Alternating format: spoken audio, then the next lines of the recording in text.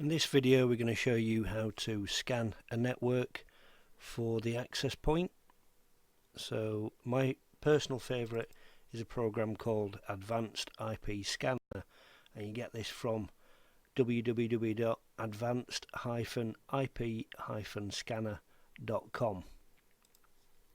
Very easy piece of software to use. Enter the IP range that you wish to scan.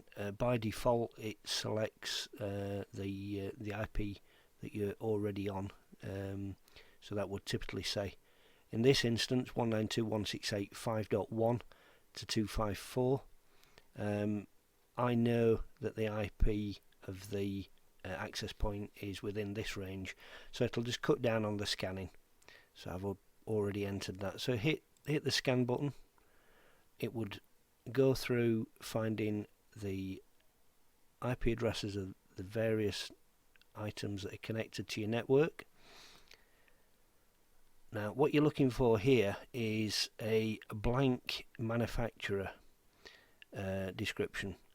Sometimes, depending on the software that you use, you could possibly see IEEE. At some future point that could well change to Blake UK in the manufacturer, something that we've got to get round to. So I can see here that we've got a blank name. The other way to distinguish the access point on the network is by looking at the MAC address. Now the MAC address 78:B3:D5 is the MAC address for our devices. So if you see that, that's us.